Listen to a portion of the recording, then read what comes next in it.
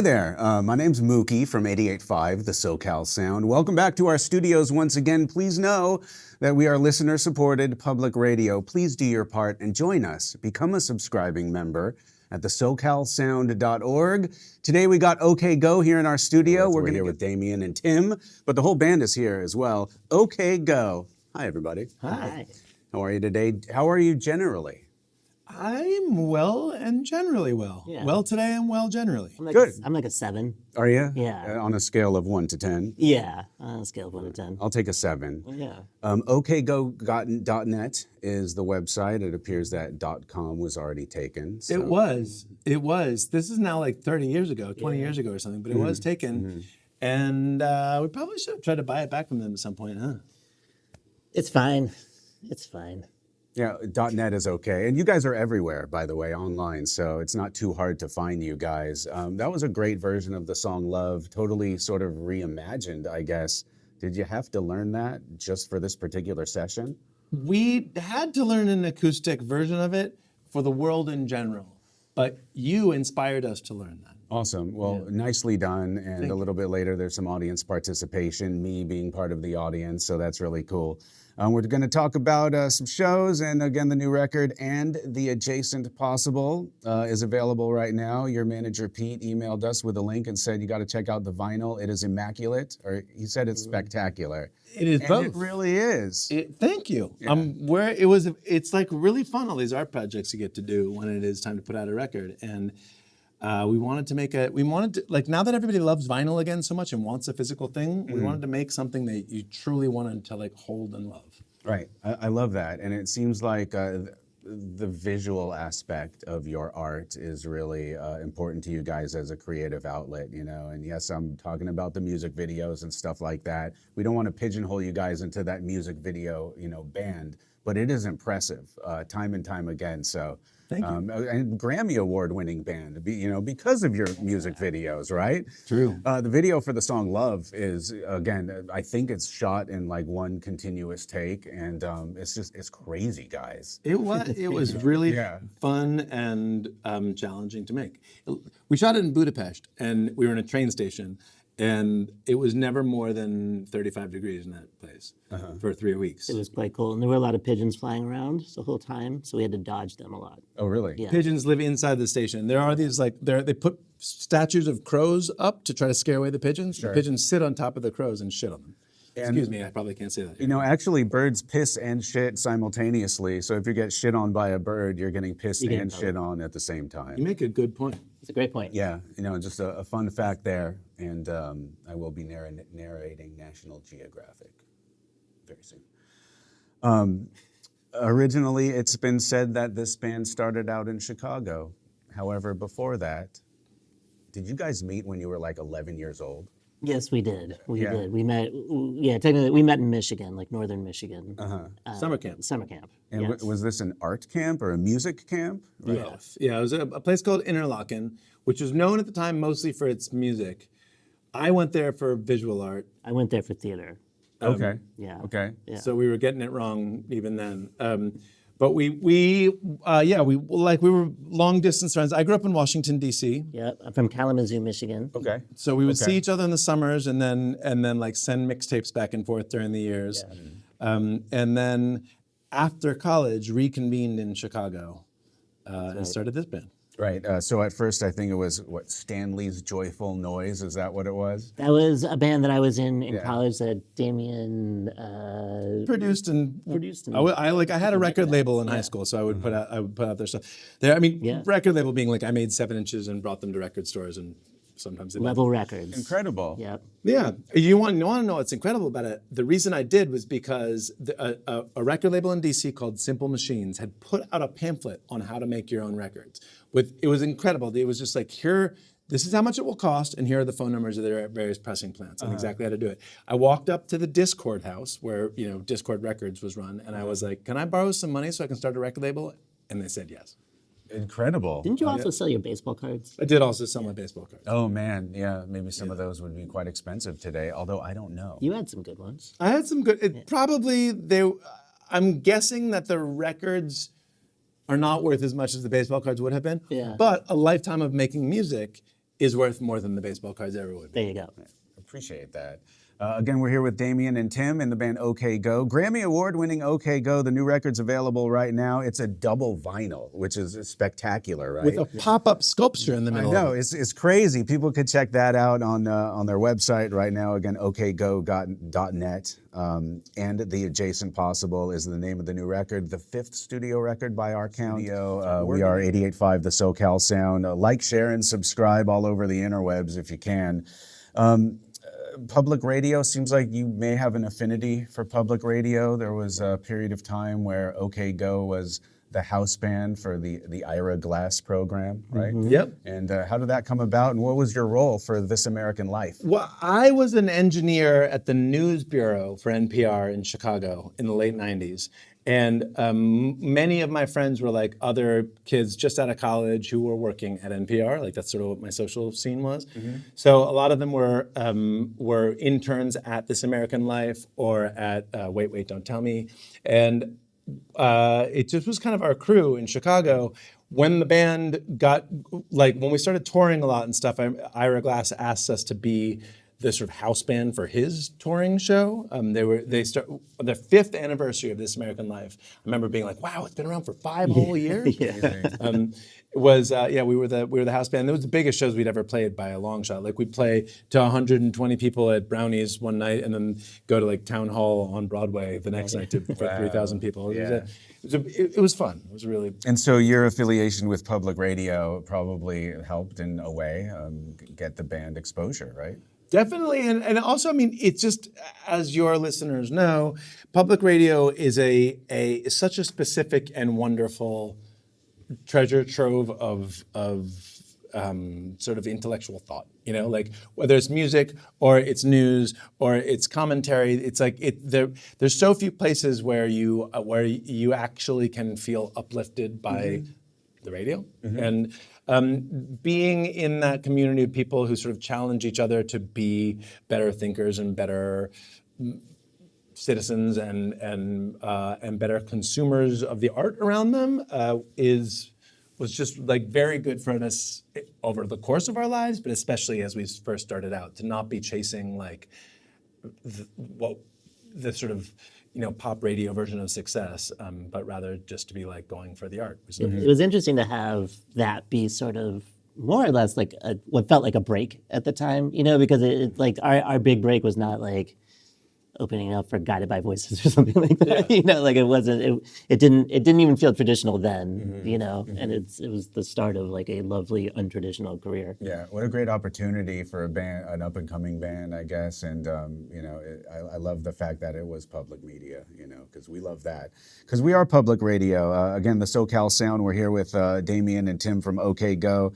The discography at this point it's a lot. It's an amazing body of work. Also the videography, if you will, as we all know. You've had songs placed in TV and film. Several years ago, I have a young daughter. We're watching Sesame Street, and all of a sudden, OK Go pops up with a song about primary colors. That is amazing. Thank you. Yeah, and that's one of my favorite things you've ever done, frankly. How did that even come to be? The people at Sesame Street just asked us to write them a song. Yeah. There's 2 different, I don't know if it's still the same, but at the time there were 2 different production companies that made Sesame Street. One did all of the on the street stuff, like the Oscar the Grouch and the sort of world that is there, and then another did all the sort of interstitial stuff that they throw away to when they're just like and they just cut to like a random thing about like moose. And I remember growing up on really loving the Pointer Sisters song that was on there. Remember 1, 2, 3, 4, 5, 6, 7, 8, 9, 10, 11, That's 12. burned into my head. It's so good, right? I thought I was the only one. That really resonated with me for some reason. It's a great song, and it's a great little video. But it's also like it.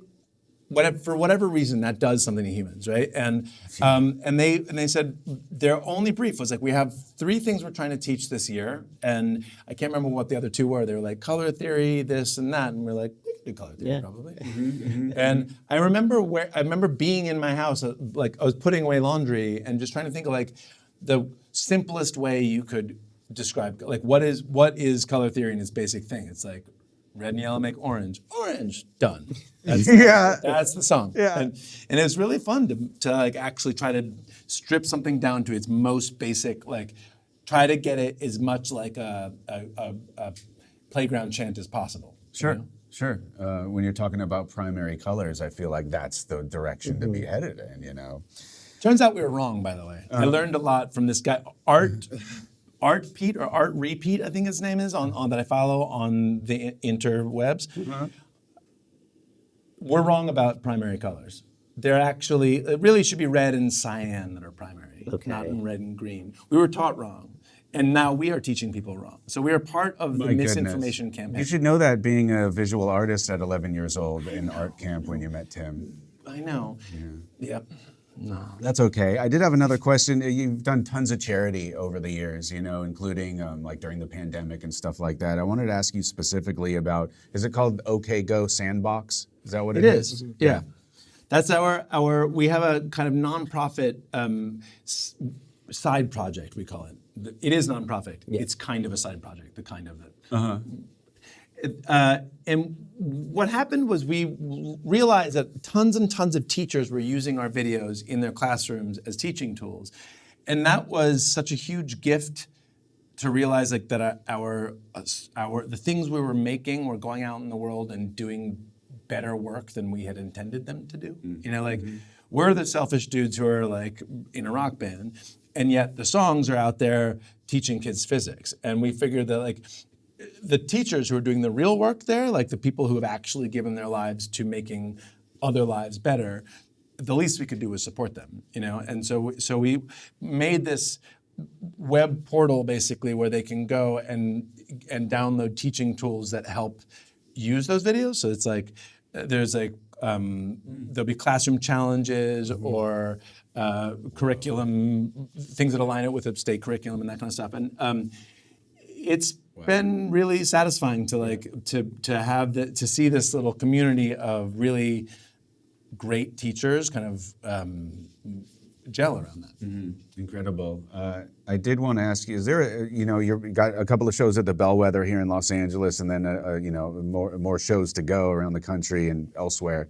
Is there a visual component to the live performances? No, the lights are off. I'm sure you have some lights and stuff. We require the audience to close their eyes. It's a big listening party. We like our visuals.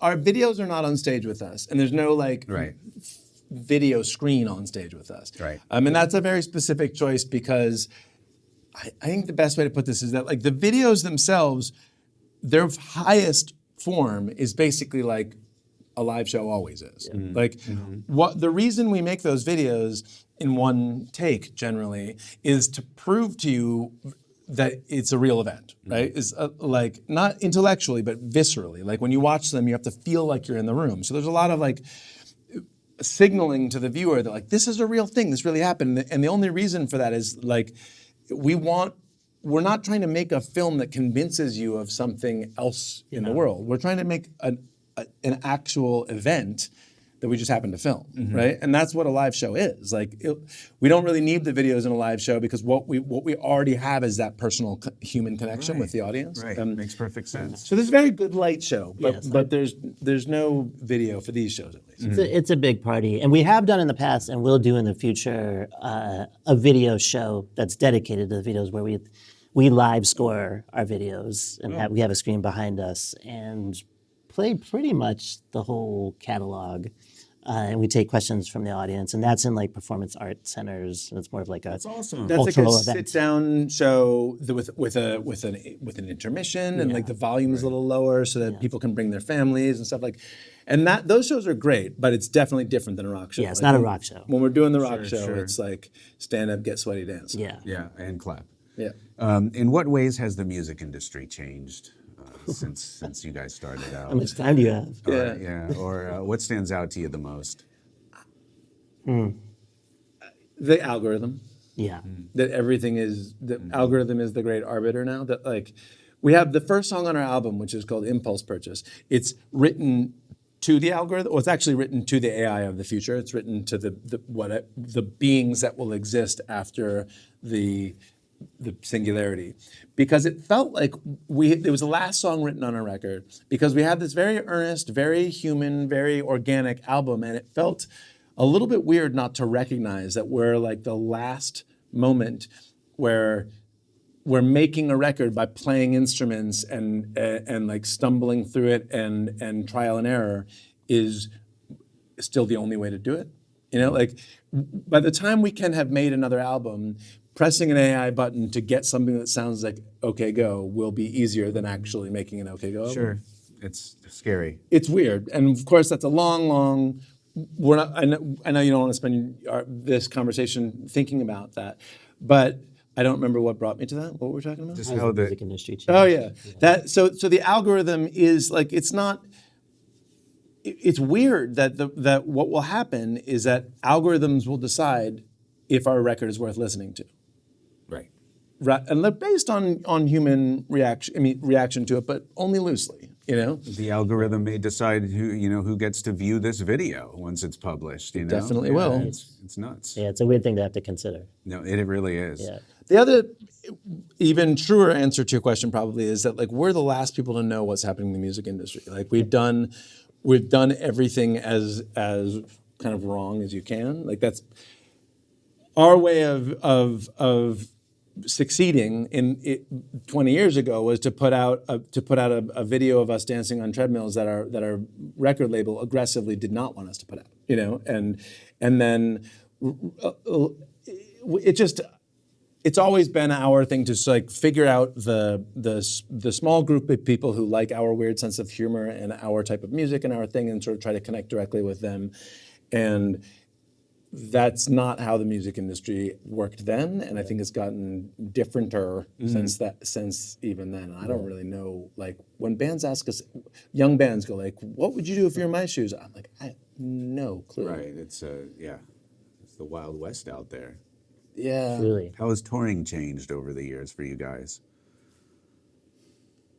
How is touring? Traveling with more stuff, trying to take care of your body a little bit better. We're certainly trying to take care of ourselves better. Yeah, that's for sure.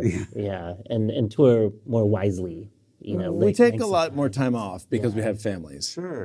So it used to be that we in 2005 through 7, we toured for 31 months without ever taking more than 10 days off in a row. Like that's 2.5 years just every day. Oh my gosh.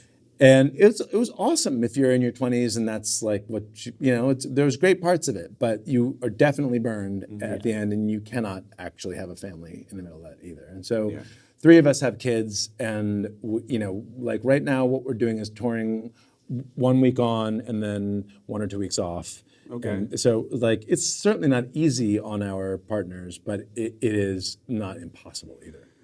Right, and it seems like a better approach. You know, what else are you gonna do? It's a more humane approach, I would say. Sure, sure. I mean, one of the weird things about the industry being so messed up is that it just keeps reminding you that you should only do this if you really love doing it. You know, like you shouldn't be in a rock band because you think it's a good job in 1975 or 1995.